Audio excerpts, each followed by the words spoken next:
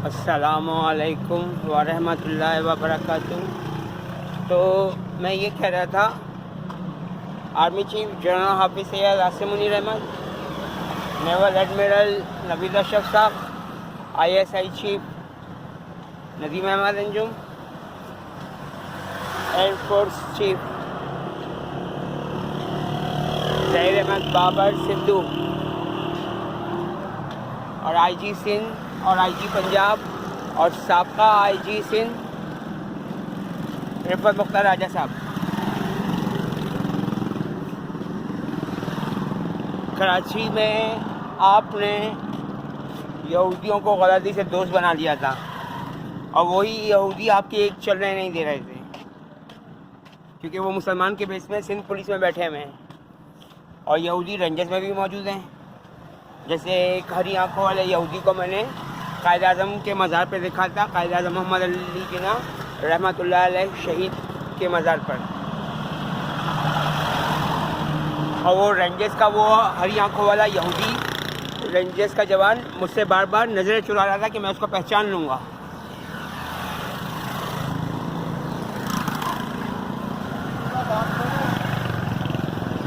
तो कहना ये है कि आपने गलती से इनको दोस्त बना लिया था। तो ये रेंजर्स एहलकार और ये यहूदी पुलिस एहलकार और जिस यहूदी इंजीनियर ने कारसाज पर जो जहाज़ खड़ा हुआ है जहाँ घूमने के लिए लोग जाते हैं, वहाँ पर भी यहूदियों की 6 कोने वाली बिल्डिंग है, मैंने देखी है। अब मैं दोबारा जाऊँगा तो उसकी तस्वीरें उतार लूँगा मैं। तो ये यहूदी इंजीनियर और शैतान के पुजारी इंजीनियर मुसलमान के भेस में इन्होंने पूरे पाकिस्तान में तामीरात खड़ी कर दी और हमें पता तक नहीं चला। क्यों? क्योंकि हमें यहूदियों के बारे में मालूमात ही नहीं थी।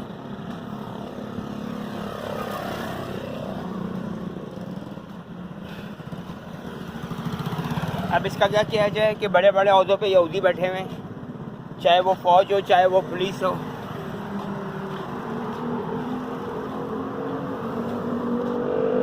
और चूँकि रिफत मुख्तार राजा साहब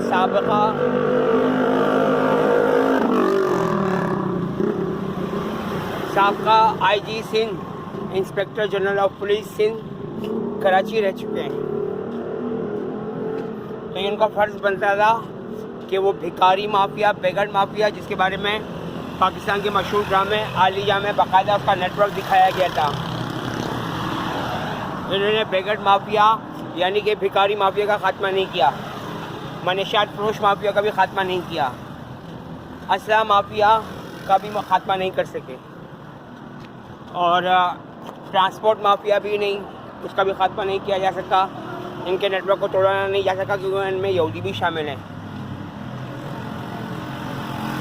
और जराइम पेशा माफिया और मेडिसन माफिया और टैंकर माफिया, ये सारे माफिया ही तो हैं। और don mafia, underworld don mafia, जिनमें से 2 तो इस वक्त पाक फौज की तवील में, एक है उज़ैर जान बलोच, दूसरा है दाऊद इब्राहिम। अभी ये नहीं मालूम कि दाऊद इब्राहिम पाकिस्तान में मौजूद है या नहीं है, ये अब ISI को, पाक फौज को मालूम है।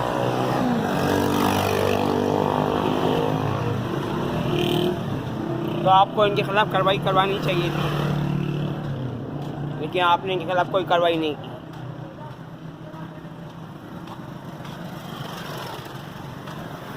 अब सिंध पुलिस में अगर कोई पुलिस एहलकार जो मुसलमान भी हो, मेरा मुसलमान भाई, अगर वो मेरी बातें उस तक पहुंच जाए, मेरी ये वीडियो, तो उससे दरख्वास्त है कि इन तमाम पुलिस एहलकारों का डेटा निकलवाया जाए, जो कम से कम 5 से 10 साल की सर्विस में करोड़पति और फिर अरबपति बन गए और पाकिस्तान से राह फरार इख्तियार की और बाहर ममालिक में जाके बैठ गए। आर्मी चीफ ने कह तो दिया है जनरल हाफिज़ सैयद आसिम मुनीर अहमद साहब ने कि तमाम पाकिस्तानियों को वापस पाकिस्तान लाया जाएगा और ख़ास तौर पर मुल्क दुश्मन यूथियों को भी।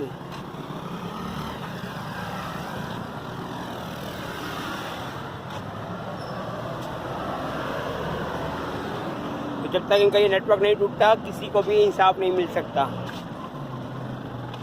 क्योंकि ये लोग उसको बहाने से उसकी टारगेट किलिंग करवा देते हैं, गाड़ी के नीचे को चलवा देते हैं या बम ब्लास्ट उड़ा देते हैं। और यही काम अभी हाल ही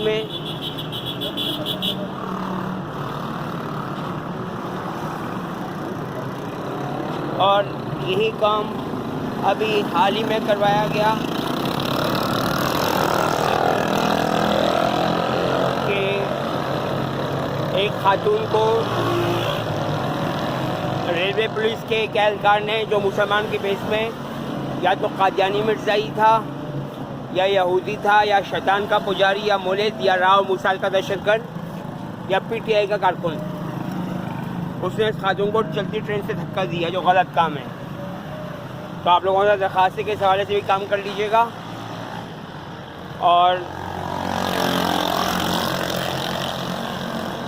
अल्लाह ताला उम्मत मुस्लिमा को अपनी पनाह में, रहमत में, हिफाजत में रखे और दूसरे मज़हब के बेगुनाह मर्द औरतों बच्चों बूढ़ों को भी। आमीन या रब्बुल आलमीन अर्रहमानिर रहीमीन। अल्लाह हाफ़िज़।